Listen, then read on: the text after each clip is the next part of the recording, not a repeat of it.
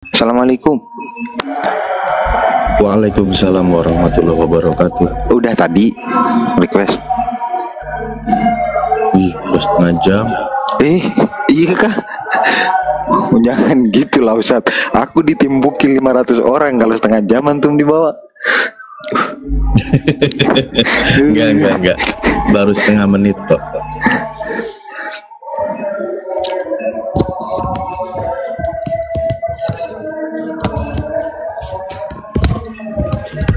Ini bahasa apa ini? Baru aja udah. Ini Ustaz Ali, bahas Kristen lah, bahas Kristen.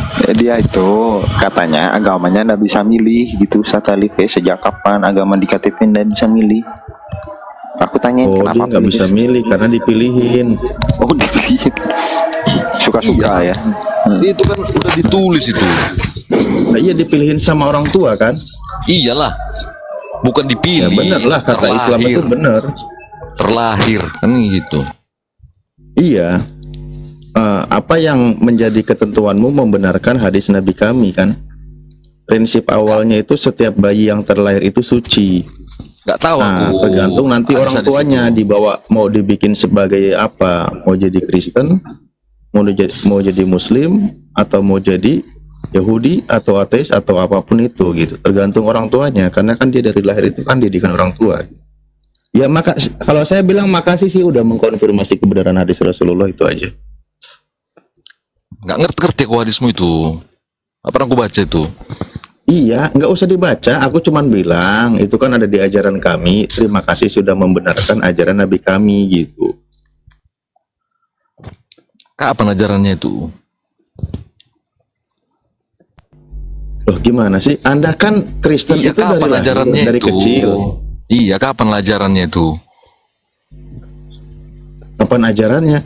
Ya, Nabi kami lah mengajarkan. Kapan tulisan itu diterbitkan itu maksudku? Ya, ketika Nabi kami mengajarkan, menyampaikan hadisnya itu, lalu dihafalkan, direkam, dicatat oleh para sahabat dan para ulama gitu. Iya, siapa yang merekam mencatatkan itu? Abad keberapa disuruh dituliskan? Itu yang maksudku. Kalau rentang waktu diucapkan ya ketika Nabi kami ada, dirapikan, dibukukan itu 200 tahun setelah Nabi kami nggak ada. 200 tahun, berarti udah nggak ada apa-apa. Saksi iya, Nabi kami udah nggak ada. Penulisnya juga nggak ada. Yang mendengarkan itu, yang mencatatkan itu. Kalau pas 200 tahun nggak ada karena nggak ada para sahabat yang usianya sampai 200 tahun. Oh ya udah, itu aja yang aku tahu.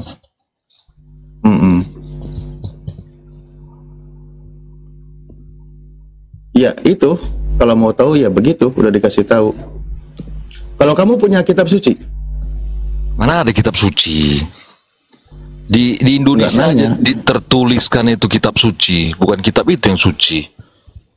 Ya udah, kamu punya kitab? Adalah kitab. Apa nama kitabnya? Tertulis Alkitab. Oh, tertulis Alkitab. Kapan ditulisnya? Kapan dituliskan itu?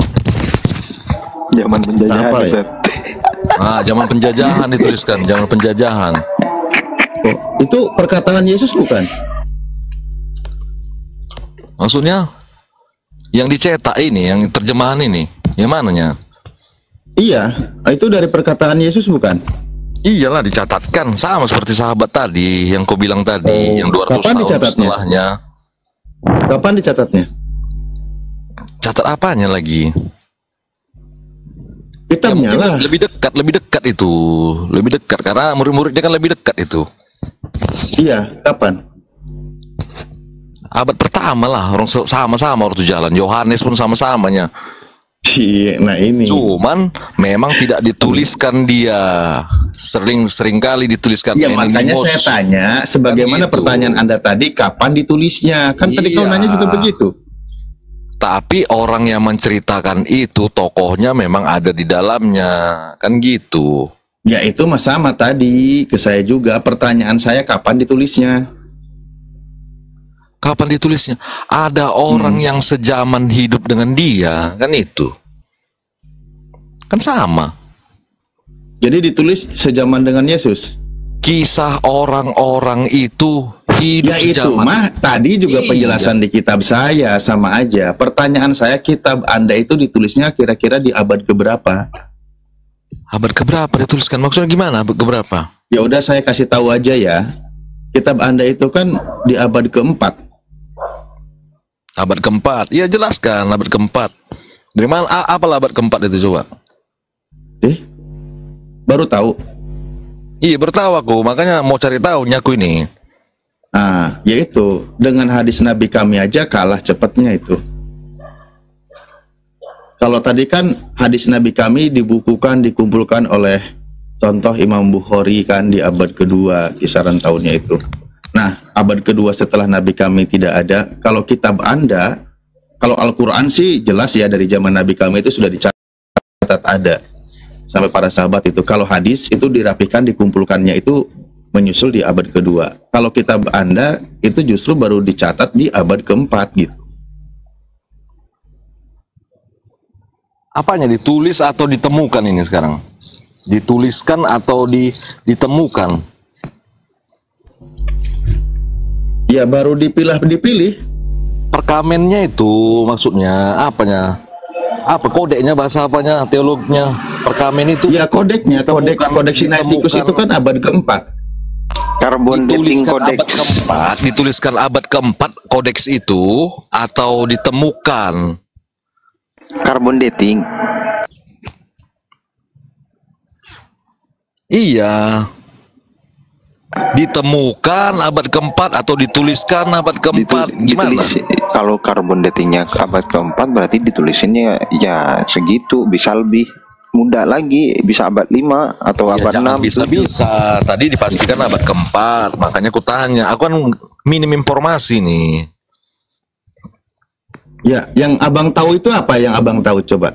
Nggak ada yang ku tahu. Nah, masih mendingan tahu saya kalau gitu. Iya, makanya jelaskan itu Iya. Berarti saya ditemukan banyak kodeks informasinya itu. daripada Anda. Iya, makanya aku nanya ini. Ditemukan kodeks itu, apa perkamen-perkamen itu dituliskan di abad keempat atau ditemukan? Kodeks Sinaiticus itu kan ditulis di abad keempat. Hasil Perkamen. mengumpulkan perkamen-perkamen ya sisa-sisa yang ada yang segede korek, segede apa gitu loh. Gitu. Ditemukan berarti kan, bukan dituliskan kan? Dituliskan Ditemukan. carbon dating. Iya, ditemukan baru dituliskan lagi kan? Kan itu kan? Bukan gimana ya? Carbon dating, nggak tahu carbon dating dia Ustaz. Udah yang ringan aja lah kalau gitu. Yang ringan aja bahasanya.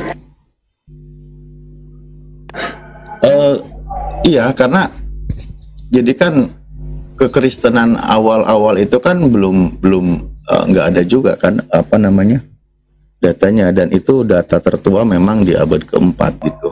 Terus makanya dari abad pertama sampai abad ketiga sebelum terjadinya ada konsili dan sebagainya, itu kan dalam masa-masa bercampurnya pemahaman gitu kan. Pemahaman antara pemahaman kaum pagan waktu itu, karena kan sangat kental dengan nuansa Helenistik ya, atau ya pokoknya para penyembah dewa kayak gitu.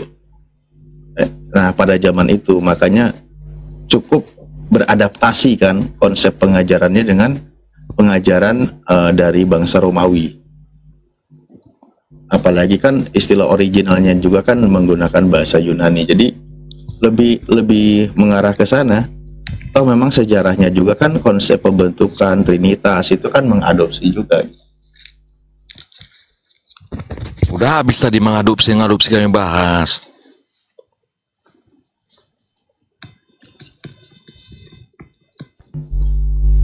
Gimana?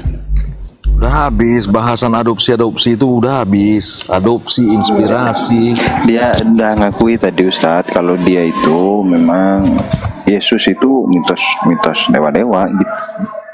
Iya, sama seperti Isa. Cerita mitos. Isa sama seperti Iya, Isa. makanya kan nggak perlu dibantah. Ini yang saya buka arahnya, tinggal kita kan lebih jauh mana untuk saling menginformasikan kepada yang menyimak gitu loh. Ya kan tinggal begitu aja sebenarnya. contoh kan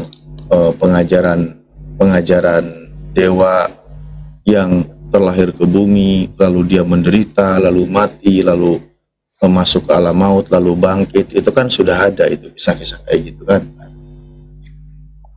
Ya iya, makanya aku bilang tadi kisah Isa, kisah Yesus itu kan diinspirasi kisah-kisah sebelumnya.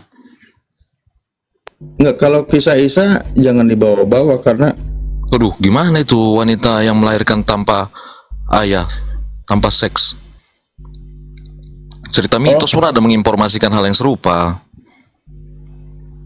ya, enggak, maksudnya kalau mau bilang mitos ya kisah Yesusnya aja gitu loh. Enggak usah dibawa-bawa. Kenapa menolak Isa? Kan samanya kisahnya itu. Justru kami tidak menolak. Isa kisah mitos.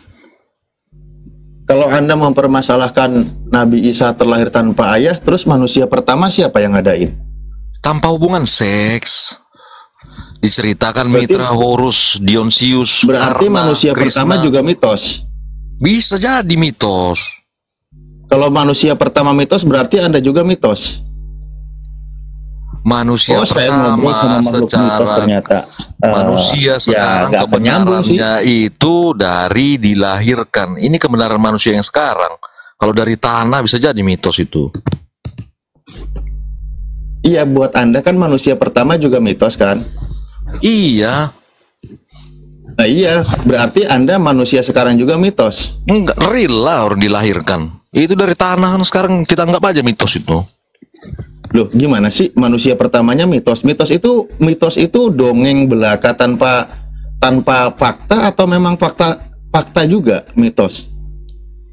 Tanpa fakta, ya bisa lah tanpa fakta itu. Karena secara Kok fakta, bisa lah? Gimana sih sebenarnya? secara fakta, ini aku pastikan lah secara pasti itu tidak ada fakta yang membenarkan itu. Kalau secara ilmu berarti pengetahuan sekarang, Tidak, manusia sekarang, pertama itu tidak ada. Manusia pertama tidak ada. manusia pertama tidak ada. Maksudnya gimana manusia pertama tidak ada? Kan mitos tanpa fakta. Ya iya, cerita mitos itu dari tanah, Ya, itu tidak ada. Terus manusia pertama dari mana? Dari mana? Dari bumi lah. Hah? Dari bumi. Tiba-tiba tumbuh jadi manusia gitu, ada kulitnya. Ya bisa jadi apa? Evolusi. Kirain. Seperti itu. Iya dari Evolusi yang kita ngebahas panjang. dari manusia pertamanya. Iya, evolusi yang panjang bisa jadi. Jadi pertama itu manusia mutasi. pertama itu tiba-tiba ada tanah itu ngebentuk kaki gitu. Mutasi bisa jadi. Kalau dari tanah sesuai fakta sekarang yang kita lihat sama-sama secara pengetahuan nggak ada manusia dari tanah dibentuk.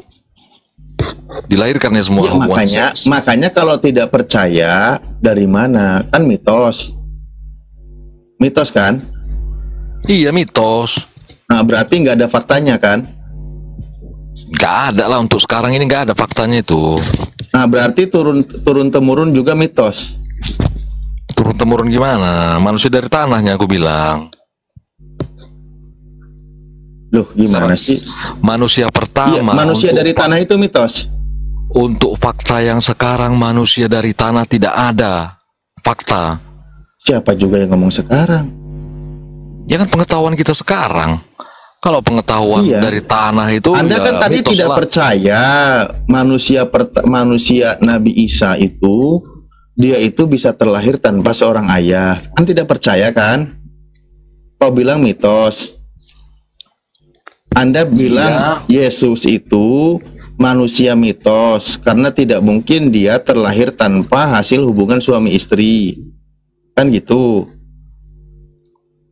Ya kan? Makanya itu kan cerita. Berarti manusia pertama juga mitos karena manusia pertama Bisa. itu juga tidak ada hasil dari hubungan suami istri. Iya mitos juga itu. Ah, mitos juga. Berarti saya sekarang ngobrol sama makhluk mitos gitu. Aku dilahirkan. Aslinya nggak ada. Yang saya ajak ngobrol itu aslinya nggak ada. Cuman kayak dengar suara apa aja gitulah ya. Karena Kita mitos aslinya dilahirkan, gitu. Bang. Kita dilahirkan. Mitos, Kalau mitos. manusia dari tanah dibentuk lalu Ya ditiupkan dilahirkan dari katanya. mitos. Dilahirkan dari mitos. Kok dilarikan dari mitos? Gimana dilarikan dari mitos? Iya, dari mitos. Enggak. Nyata kok kita dilahirkan. Orang tua kita berhubungan seks, berkembang biak, jadilah kita. Nah, orang tua Anda dari mana? Bukan manusia yang Orang tua dibentuk Anda dari mana? tanah, lalu ditiupkan. Enggak, orang hidup. tua Anda dari mana? Dari orang tua. Nah, terus sampai ke ujungnya ketemu nggak manusia pertama? Gak usah dicari ketemu ujungnya orang tua. Udah Iya, iya, sampai ke ujungnya manusia pertama dari mana? dari orang tua. Manusia pertama kok dari orang tua? Ya iyalah, dari orang tuanya lah. Nah, orang tuanya ini dari mana? Dari orang tua. Ya belum ada, bukan manusia pertama dari, berarti masa kau ngobrol kayak gini aja nggak pakai akal sehat? Iya, sampai lah orang tua lah terus. Iya, Sampai tua, artinya ada manusia bahasa. pertama itu berarti nggak ada lagi, nggak ada ke sana lagi ke orang tuanya lagi, kan pertama. Artinya itu ada bahasa hikmat bijaksana. Orang tua Justru itu ini malah berpikir mitos seperti kayak itu. gini, malah sesuatu yang tidak bisa diterima akal sehat. Bilang manusia pertama dari mana? Dari orang tuanya. Ya bukan manusia pertama namanya gitu loh. Makanya itu ku bilang mitos itu kan cerita satu kaum. Ya udah, makanya Adam saya juga Hawa lagi ngobrol sama itu makhluk mitos gitu. Cuma menganalogikan satu Makhluk mitos ini kan ya asal bunyi kayak gini gitu, nggak jelas. Karena ya dia merasa makhluk sebagai makhluk mitos. Makanya gara-gara Karena menginformasikan orang hal tuanya ini, juga manusia pertama dianggap mitos gitu. jadi banyak orang ateis. Kalau informasi kita seperti karena ini dia yang percaya beragama. sebagai terlahir dari mitos gitu loh. Yaitu pilihan masing-masing. Iya, karena informasi orang-orang beragama yang seperti ini. Manusia dibentuk dari tanah, sedangkan orang-orang yang Iya, ateis berarti real. berpikir Kalau secara Islam realita. menjelaskan manusia pertama dibentuk dari tanah, berarti real, tanahnya ada. Ya kalau makhluk mitos ini yang susah gitu, nggak bisa dipegang omongannya, nggak jelas gitu loh. Secara fakta bukan Nggak jelas. imajinasi. Masa dibilang manusia pertama dari mana? Dibilangnya dari orang tuanya. Ya nggak jadi manusia pertama. Coba dulu Nggak ada ujungnya kalau kayak gitu. Ya inilah memang kalau kita dulu. ngobrol tidak punya landasan, tidak punya barometer gitu, apalagi tidak punya namanya kitab suci gitu kan, versi Informasikan keyakinan dulu. masing-masing gitu. Informasi, Jadi, usahakan dulu tidak informasikan bisa cerita yang mewarisi dianggap kecerdasan mitos. gitu kan, nggak ada pegangan untuk barometer menilai Iya, coba dulu kebenarannya bagaimana gitu. lah menginformasikan cerita yang dianggap Nggak mitos ada, ini apa supaya ya, bisa nggak ada nilai diterima edukasinya gitu. secara Nggak ada edukasinya, karena saya kalau dilanjutkan juga ngobrol percuma gitu loh. Orang saya ngobrol sama makhluk mitos kok. informasikan dulu cerita tuh nggak mitos tahu itu. dari mana dia adanya. Bener nggak Ustadz Madu? Makanya Ngapain kita usahakan dulu ngobrol dengan orang-orang makhluk yang mitos beragama ini yang nggak tahu sejarah manusianya gitu? Ya solusinya memang kalau tidak tidak bisa menerima kebenaran atau tidak ada barometer kebenaran, ya jadinya ngambang begini gitu ngobrolnya. Makanya percuma kalau memang sudah mengakui demikian, saya rasa saya juga nggak perlu membahas tentang dalil atau apapun itu, karena nggak ada guna juga ngobrol dengan Bang, makhluk kalau mitos gitu kan. dalil yang kau bawa Ya, itu sudah cuma dianggap kebenaran secara kayak saya itu doktrin. ngobrol sama sesuatu yang antara istilahnya menggunakan akal dan tidak ada akal gitu. Jadi nggak bisa dilanjut obrolannya. Kayak Makanya gitu. tadi usahakan dulu Di cerita yang dianggap mitos itu bisa diterima semua orang. Bagaimana menyampaikannya mitos itu coba? Iya, bukan semua orang loh, bisa diterima semua orang walaupun itu dianggap Aduh, ini cerita ada mitos. suara apa sih? Saya nggak bisa ngobrol sama makhluk mitos. Selamat pagi Pak Joy. Mungkin masih monitor? Masih enakan ngobrol sama bebek? Capek ngobrol, sembelih, dimakan, enak gitu. Ini kan nggak bisa. Makanya Bang, Percuma coba juga dulu gitu. aku ini Selamat pagi, Pak Joy. menganggap cerita itu mitos. Coba informasikan dulu yang Pak Joy. bisa mitos itu agar Masih bisa monitor? diterima semua orang. Oke, sepertinya Pak Joy sudah tidak monitor ya.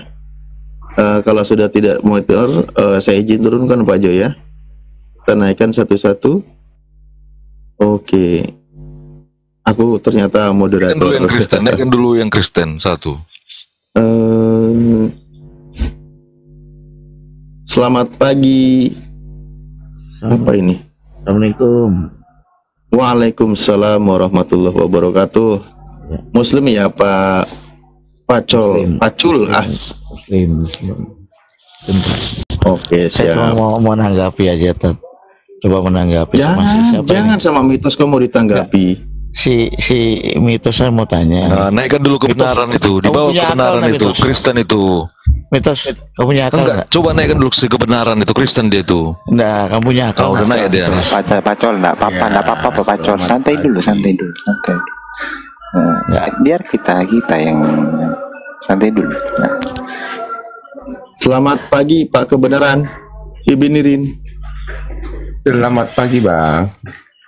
Iya, terima kasih Pak Kebinirin. Sesama yang meyakini kalau Yesus itu mitos, saya rasa diskusinya kita bahas yang lain berarti ya. Sebentar kok ngambek sih Bang Alip ini. Jangan ngambek Bang. Bukan, Pak Kebinirin kan termasuk meyakini juga kalau Yesus itu mitos kan? Gini, itu tadi Bang Cepek itu kan bilang gini, itu mitos semua. Lalu kita berpikirlah Bang, kenapa Bang Cepek itu bilang mitos? Karena dasar secara ilmiah itu tidak ada kan gitu. Jadi maka dianggapnya mitos. Jadi jangan ngambek Abang. Gitu sebenarnya. Lah, udah diulang kok tadi kayak gitu. Ngapain diulangi? Kalau yang terlahir tanpa seorang ayah dibilang mitos, berarti manusia pertama tanpa ayah dan ibu pun dianggap mitos. Kalau itu dianggap mitos, sementara kita keturunan manusia, berarti kita juga mitos. Tapi saya nggak berpaham itu. Kalau ada yang berpaham itu, ngapain saya ngobrol sama makhluk mitos? Nggak ada gunanya gitu loh. Bang Alip. Makanya saya tanya Pak Kebenaran, Anda juga yang termasuk meyakini kalau Yesus itu mitos atau tidak? Kalau meyakini kan berarti sepemahaman sama Cepek gitu loh. Ya, kalau saya sih nggak menganggapnya mitos. Cuman kalau Bang Cepek itu kita kan begini, setiap kita berbicara dengan orang, kita harus memahami perspektifnya. Kenapa dia mengatakan itu mitos? Kan gitu. Kan Jadi tadi kalau udah kita bilang. ngotot, Kan tadi udah bilang. Ya udah silakan. Oke. Pak Kebenaran sama Oke, Pak oke. Cepek lah. enggak usah kami yang beradu gitu. Lah, gimana sih Anda sendiri yang Karena mau gini, ngajak karena ngobrol gini, Bang. mempertahankan pemikiran dia? Ya monggo silakan. Karena gini Bang Alip, karena gini ya. Kalau Bang Cepek itu menganggap mitos ya wajar-wajar saja karena cara berpikir dia ya seperti itu. Jadi sekarang ya tanggung jawab kita bagaimana mengatakan Ya, supaya tanggung jawab Anda dia percaya silakan. bahwa ya udah bahwa itu bukan mitos gitu aja sebenarnya. Kalau kita nggak bisa membuktikan, berarti kita juga menganggap itu mitos gitu aja sih. Masa aku yang menganggap itu cerita mitos? Bisa aku jelaskan walaupun itu mitos, walaupun itu dongeng. Oke, jelaskan Bang. Coba Cepek, dulu jelaskan. yang beragama yang menganggap itu cerita fakta. Cepek. Nah, coba jelaskan dulu. Oke. Saya dulu ya, sebentar ya. Saya dulu. Sebenarnya kalau Yesus lahir tanpa hubungan seks, itu bisa dianggap mitos karena nggak terbuktikan secara ilmiah ya. Tetapi kalau keberadaan Yesus di bumi, bahwa Yesus itu pernah ada di abad pertama, itu bukan mitos. Yesus disalib di bumi ini juga itu bukan mitos gitu. Tapi kalau untuk pembuktian bahwa Yesus itu lahir tanpa hubungan seks memang cuma ada di Alkitab gitu. Gas Pak Cepek, Banyak Yesus betul. mitos. Bantah dia itu, lagi ngarang dia. Apa itu?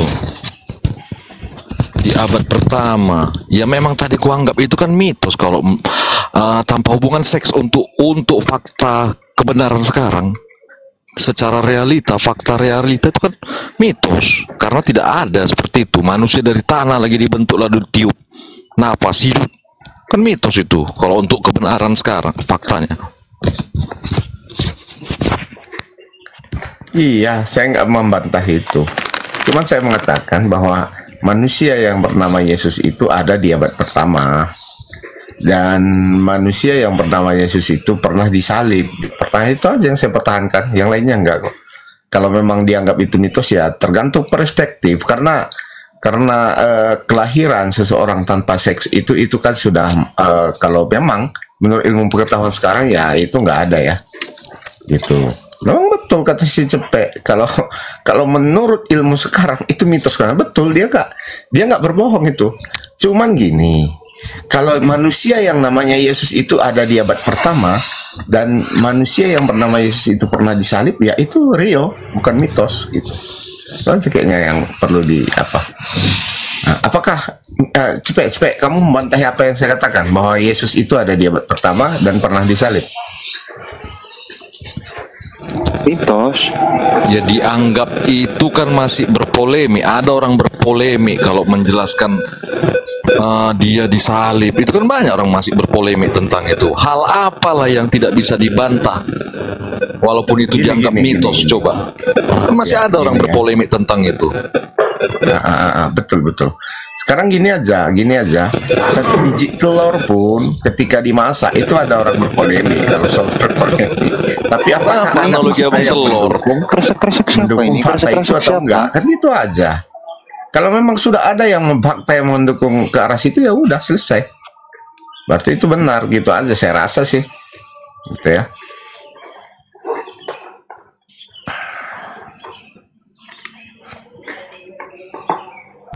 Ayo ke Binirin terus, yakinkan dia kalau dia bukan mitos. Lanjut bang, sambil bawa Bobi nih. Panjang ini. Ya udah itu tadi Kalau saya kan nggak mau ngobrol sama makhluk mitos. Ke Binirin ini yang paham. Ya artinya tadi Bang Kebenaran bilang tadi, kebenaran lah Bang bilang itu. Tapi kan itu kebenaran di tempat abang aja. Secara doktrin abang kan itu tidak kebenaran secara universal juga. Coba dulu sampaikan dulu secara universal biar bisa diterima ini. Bagaimana penyampaiannya tuh? Tadi kan sudah saya sampaikan secara universal bahwa catatan mengenai Yesus itu ada di catatan sejarah. Ada orang-orang yang hidup di zaman dulu mencatatkan di luar Alkitab. Hanya sebatas itulah kebenaran yang ada. Kalau lebih dari itu, di mana Yesus itu kita tidak bisa menjelaskan. Kita hanya bisa mengetahuinya dari catatan-catatan yang lalu. Kalau memang hanya dari Alkitab, ya betul. Kita hanya mengetahuinya secara doktrin. Tapi kalau kita melihatnya dari catatan sejarah, kalau kelahirannya mitos itu Binirin, ya udah selainnya itu yang mitos tadi kan semua. Bang Alip tadi katakan itu bukan kebenaran karena ada di abad keempat. Bagaimana lah itu? Kan terusnya kita apa gini? Enggak. Catatan yang saya katakan itu bukan berasal dari abad keempat. Seperti catatan Tacitus, itu berasal dari abad pertama. Itu. Saya nggak bawakan dari Alkitab. Kalau kitab oke. Mungkin catatan terakhir Alkitab itu ada di abad keempat. Tapi itu kan disalin. Karena kalau dari abad pertama mungkin catatannya sudah rusak. Gitu. Catatan terakhir yang ditemukan tentang Injil itu ya ada di abad keempat, katanya oke, kita terima kok. Tapi catatan mengenai manusia yang bernama Yesus yang ada di abad pertama itu ada dari catatan dari abad pertama, yaitu Yesus banyak namanya, Bre. Yesus banyak. Ya paling tidak adalah yang mendukung faktanya bahwa ada Yesus di abad pertama.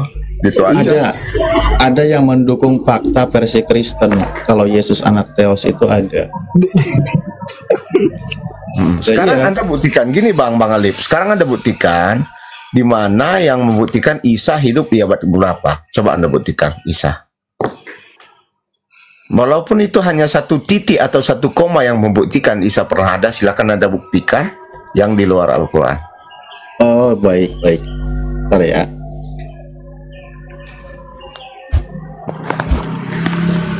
Oke. Saya buka dulu.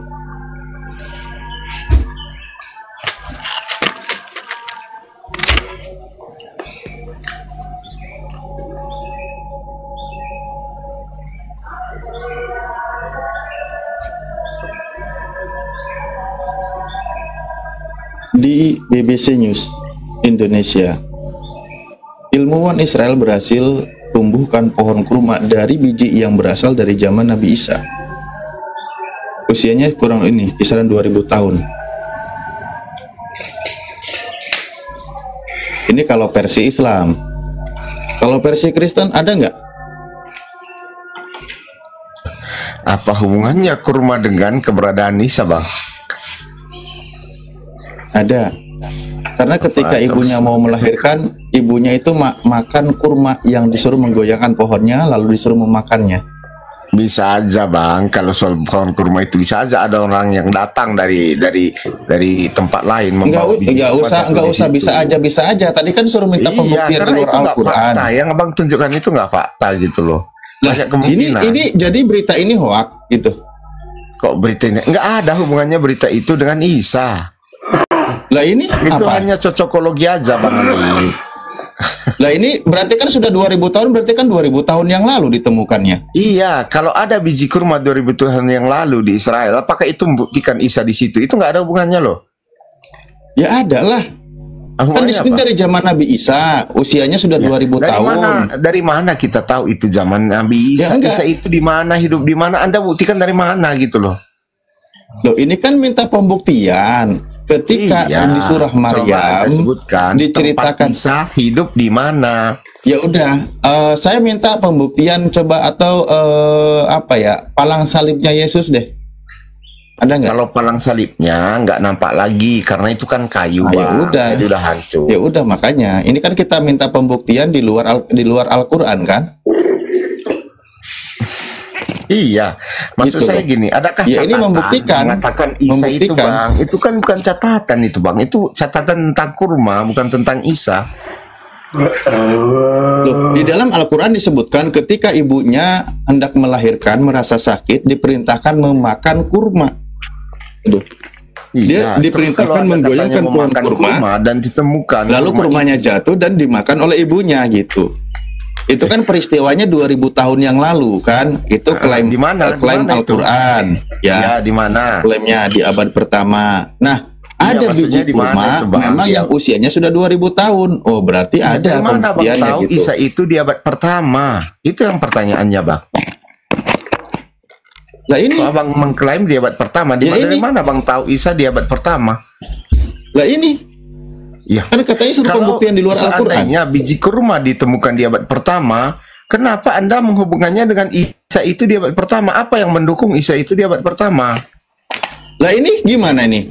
Ilmuwan Israel berhasil tumbuhkan pohon kurma dari biji yang berasal dari zaman Nabi Isa. Itu kan klaimnya dari zaman Isa. Ya, ini klaim, ini informasi. Ini kan netral. Ya, kita gini ya, Bang Ali. Ayo. Dari ya mana ngapain kau malah sekarang udah dikasih bukti kau malah ngelesnya kemana-mana? Tadi kan suruh minta pembuktian di luar Al-Quran. Ini ada. Coba sekarang pembuktian ilmiahnya coba di luar Bible apa yang bisa bantu kami untuk membuktikannya? Membuktikan apa, Bang? Yesus. Oh, itu tadi kan saya sebutkan ada catatan Tacitus. Banyak itu catatannya, Bang. Bunyinya gimana? Gimana? Gimana bunyinya catatan Tacitus? Waduh, ini saya satu apa nih? Cuma mau boleh cari di situ deh catatan Tacitus tentang Yesus. Apa kan bisa? Kira-kira catatan ya nggak bisa jadi pegangan kalau. Tapi kalau masalah pembuktian ini kan pembuktian yang real ilmiah, gimana dong? Iya, itu apa? Kita buka ini aja nih ya. Ini ada namanya. Sebentar, ini nih. Bang Alip. Ini aja nih. Apa hubungannya pohon kurma dengan Isa? Nggak ada. Udah dikasih tahu tadi ketika ibunya mengandung, melahirkan hendak kesakitan, ibunya disuruh memakan buah kurma. Hubungan Isa dengan pohon kurma yang kau tahu? Lah terus kenapa ilmuwan mengatakan begini? Ayo. Ilmuwan mana itu, Bang? Ya ini beritanya ilmuwan Israel. Iya, ilmuwan Israel itu siapa namanya? Ya tanya aja ke BBC, saya nggak baca sampai tuntas, kecapean Bang, panjang. Klaim seperti itu Bang Alip, 1000 klaim bisa kita buat loh. Loh, jadi ini bikin berita hoax? Ya, saya nggak tahu karena nggak jelas beritanya. Ya nggak bisa ngebantah kalau gitu. Kasih dulu data bantahannya. Caranya bikin data bantahan bahwa memang tidak ada biji korma yang sejaman dengan Nabi Isa gitu loh. Oke, Baru kita anggap itu berita benar. Ada. ya sudah selesai. ada. Udah, ini kan Sebentar, sebentar tunggu dulu. pembuktian. Nah, sekarang nih ya. Bang Alif. Ini nih. Ya. Ini kita lihat nih. Ada. Nih ya, nih dengerin. Saya buka data. Ini saya bilang tadi Yesus. Nih, saya baca ya. Dewa yang mati dan bangkit kembali. Nih ada kisahnya nih ya. Ini namanya ID unionpedia.org. Ini informasi. Kelompok dewa yang mati dan bangkit kembali, nih ya. Nih, saya buat ya bentar. Nah. Kelompok dewa yang mati bangkit kembali juga dikenal sebagai dewa yang mati lalu bangkit atau dewa yang bangkit. Adalah konsepsi untuk mengklasifikasikan sejumlah Tuhan atau dewa dalam mitologi atau agama bumi yang mengalami kelahiran, mati, dengan menderita, muncul sebuah gerhana atau peristiwa serupa dalam kematiannya, melintasi alam mati atau alam gaib setelah kematian, dan setelah itu terlahir kembali dalam sensasi simbolik atau literal. Contohnya siapa nih? Ada Adonis Yunani dari Semitik Barat Laut ADN, adalah tokoh yang berasal dari Semitik Barat, merupakan nih ya Yunani pada masa nih ya, saya baca lengkap aja deh. Tokoh sentral dalam pemujaan berbagai agama misteri yang menyertai mitologi Yunani pada masa Helenistik. Ada lagi Dionysos dalam mitologi Yunani. Dionysos ini adalah dewa anggur, arak yang selalu mengasosiasikan ini ya, saya akhirnya kemana? Ini kan sebagai dewa pesta. Ia juga merupakan salah satu dari 12 dewa Olympus. Nah, The Templar Revelation dan seterusnya. Nah, ada juga nih Yesus dalam mitologi komparatif gitu. Ada, makanya kalau Yesus kesini. Kajian Yesus dan mitologi komparatif adalah pengujian kisah kehidupan Yesus dalam Injil, tradisi, dan teologi Kristen soal kaitan kekristenan dan agama lainnya gitu. Meskipun seluruh cendekiawan dan sejarawan Perjanjian Baru dari timur dekat kuno sepakat bahwa Yesus ada sebagai tokoh sejarah. Sebagian besar sejarawan sekuler juga sepakat bahwa Injil-Injil berisi sejumlah besar penjelasan legenda non sejarah yang bercampur dengan informasi sejarah tentang kehidupan Yesus gitu. Nah, ini kalau kisah Yesus sejalannya dengan memang kisah mitos, mitologi dewa-dewa gitu. Coba di sini dijelaskan yang paralel itu mitos, Bang, kebenaran. Gitu loh. Coba Abang jelaskan Kalau dulu kita buka bagaimana lagi nih ya, memaknai mitos Yesus itu. Coba jelaskan dulu, Bang. ada ini kisahnya banyak, ini kayak gini, yang Iya. kisah-kisah begini itu udah banyak nih. Kita di sini Nih, kita nih ya, anggap itu nih. kisah mitos. Coba dulu Bang Daftar dewa kebenaran yang hidup, jelaskan. mati, terlahir kembali. Banyak kali tuh. Banyak tuh. Iya, Nih, kita anggap itu kayak gini. mitos. Makanya Makanya mau ini dijelaskan Yesus Bang nih. kebenaran ini. Coba bagaimana lah ketika orang Walaupun menganggap demikian, itu kisah beberapa mitos. tokoh yang mendukung teori mitos Yesus juga memasukkan Yesus ke dalam daftar dewa yang hidup, mati, dan terlahir kembali. Robert Price ini misalnya berpendapat bahwa Yesus hanyalah sekedar tokoh mitos dan bukan tokoh sejarah, dengan alasan tiadanya referensi yang masih ada mengenai Yesus pada masa hidupnya. Nah, itu makanya mitos gitu. Wajar. Kurangnya referensi non-Kristen menganiaya pada abad pertama. Hubungan antara tokoh Yesus dengan dewa-dewa Yunani, Mesir, atau lainnya, terutama mengenai dewa yang wafat dan bangkit kembali gitu. Nah, inilah iman kekristenan. Larasnya dengan ini tuh. Ada ini, nggak tahu dewa Mang Odin ini dari Sunda atau bukan ya? Kok ada nama Mang Odin sih? Gitu. Banyak dewa-dewa gitu. Ini contoh-contoh yang kisah-kisahnya mirip dengan Yesus. Hidup, lahir, lalu dia mati, menderita, mati, lalu dia bangkit. Ketika mati dia masuk ke alam gaib, lalu dia bangkit. Sebelum bangkit terjadinya gempa, kan gitu ya. Kayak gitu. Nah, itu sudah ada di kisah dewa-dewa sebelumnya gitu. Kalau kita buka di Matius 27 itu kan memang terjadi gempa, wah dahsyat kayak gitu. Ya, ini cuma apa ya, mengadopsi aja kisah para dewa-dewa begini.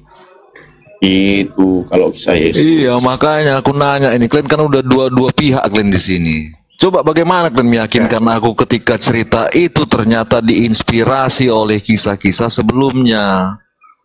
Bagaimana kalian menjelaskan itu? Ya kok kalian oten lah, kok ke saya gimana sih? Itu kan Isa ada tertulis di Quranmu. Gak ada rupanya kisah Isa yang lahir tanpa hubungan seks. Karena ada juga, makanya aku tanya. Oh dua ada, pihak kalau ini. terlahirnya ada. Tapi kalau kisah tentang didewakan, lalu dia menderita, mati dan bangkit kembali, masuk ke alam maut, itu nggak ada di Al-Quran. Artinya Nggak ada. kisah Dia itu manusia, kan terinspirasi. manusia biasa pada umumnya gitu loh. Kalau dikatakan itu firman Tuhan Allah, ternyata kisah itu sudah diinspirasi oleh kisah sebelumnya. Coba jelaskan dulu. Itu Nggak yang tadi ada, aku minta. nggak ada. Adanya itu versi Kristen yang cocok dengan mitologi dewa-dewa Yunani. Oh, berarti Kan ini Isa, datanya udah saya buka. Isa lahir dari hubungan Dibinirin seks. terus. Gimana itu? Kebenaran terguncang. Iya, makanya coba dulu jelaskan dulu.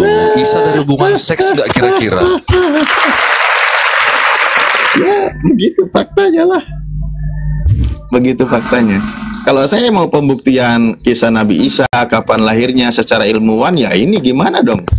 Dia udah bilang gini, kisah Nabi Isa. Nah, gitu. Ya kalau kisah saya bilang juga kalau kisah Yesus sebagai anak Theos, lalu dia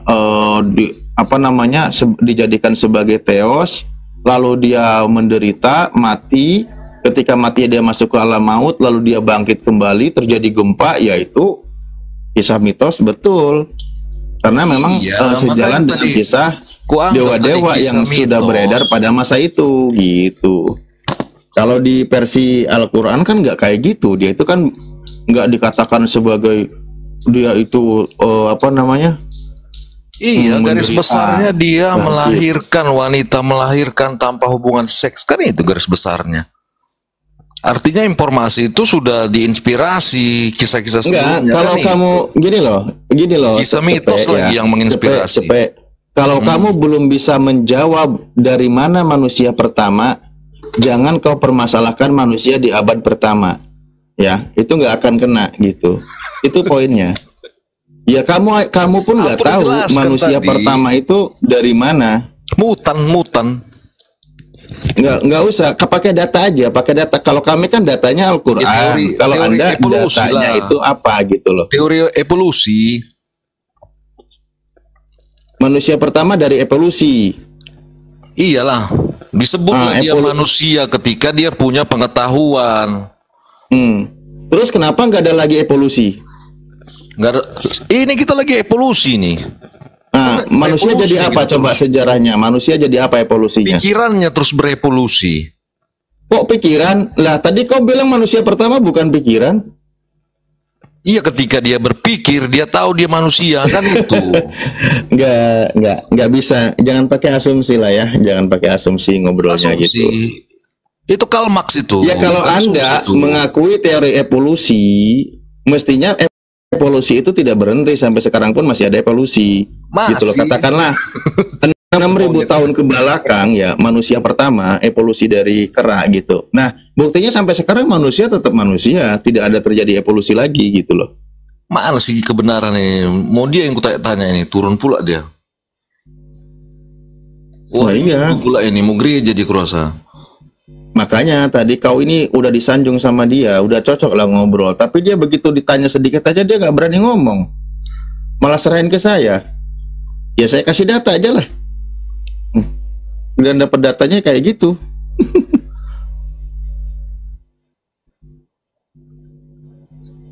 Aduh.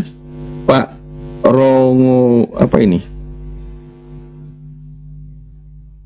Susah kali nyebutnya, Rongewo. Selamat pagi. Ah, sana lah cari room janda aja lah. Apa juga aku ngobrol kau. Emangnya seneng banget ngobrol kayak gitu. Gak jelas, gak punya barometer untuk menjelaskan. Hai Madu. Woi. Pada kemana?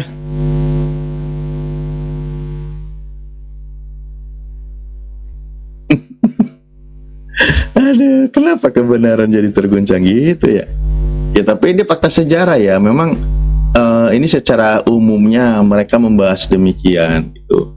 Pertama, kedua, kalau kita lihat dari sejarah internal kekristenan sendiri, bagaimana terjadinya di abad kedua, ketiga, di situ terjadi namanya kan apa, Helenistik ya, pemahaman yang nanti bercampur dengan pemahaman bangsa yang meyakini sebagai dewa-dewa, itu lagi kuat-kuatnya di situ. Ada himne platonik juga di sana gitu. Makanya masuk mengadopsi konsep itu, ya dibuatlah karangan seperti itu. Itu fakta sejarahnya. Termasuk sejarah Tritunggal sendiri diawali oleh Tertullian yang sebelumnya dia penyembah dewa, penyembah berhala. Aduh, ya Allah. Mana Ayu Madu ini? Udah persiapan subuh kah? Tolong ibu kalau tidak monitor biar di bawah aja ya.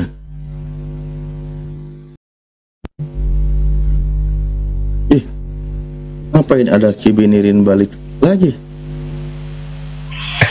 Diundang lagi, makanya saya balik. Ya udah, kalau memang sudah pinginnya di bawah, ya di bawah aja, nggak apa-apa. Emang request barusan? Enggak, maksudnya gini Bang Alif, tadi kok Bang Alif ngambek. Ngambek apa? Apa sih? Kenapa sih? Enggak, gini maksudku. Tadi kan Bang Alif punya kurma dengan Nabi Isa.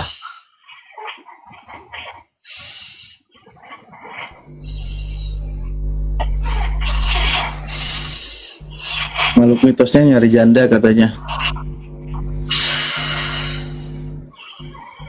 Apa sih? Mau bahas apa? Udahlah. Iya, tadi Bang Alif kan membuktikan keberadaan Isa lewat korma tuh. Kira-kira apa sih hubungannya Bang Alif korma sama Isa? Ya kalau merasa nggak ada hubungannya ya udah, kan tadi udah dijelasin berkali-kali. Oh gitu ya. Oke lah. Iya. Gitu.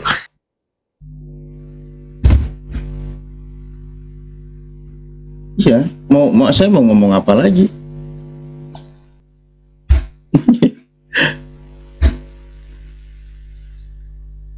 Udah diulangi dari tadi, dijawab pembuktiannya.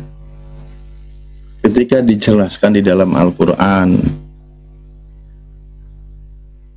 bahwa ketika ibunya hendak melahirkan, Al-Quran mencatat bahwa diperintahkan untuk menggoyangkan itu pohon kurma, lalu buahnya berguguran dan agar beliau ini memakannya gitu. Nah, kalau dijelaskan lebih panjang lebar juga susah ya, karena memang membantah duluan, bahkan data pun dibantah. Kan itu akan ayat Al-Quran. Minta pembuktian di luar Al-Quran. Ketika dikasih pembuktian di luar Al-Quran, kok malah dia membantah lagi, mempertanyakan, lah kita mau ngomong apa? Dia bilang apa korelasinya? Lah kan tadi udah dijelaskan. Kalau korelasinya dengan Al-Quran ketika mengabarkan diperintahkan ibunya untuk memakan kurma, berarti itu pembuktian bahwa Nabi Isa alaihissalam ketika hendak dilahirkan oleh ibunya dikisahkan di dalam Al-Quran bahwa dia itu diperintahkan memakan kurma, buah kurma. Dan kalau kita lihat ya, temuan katanya bagaimana makan kurma yang baik itu juga dapat mengurangi rasa sakit ketika melahirkan. Itu hikmahnya sampai sekarang kayak gitu. Nah, kita cuma membuka data, ilmuwan dari Israel menemukan gitu biji kurma yang usianya sudah 2000 tahun. Loh, berarti di sini ada dong faktanya. Lalu kita lihat ya, di mana sejarahnya ada pohon kurma gitu. Kan gitu sebenarnya. Masa sederhana kayak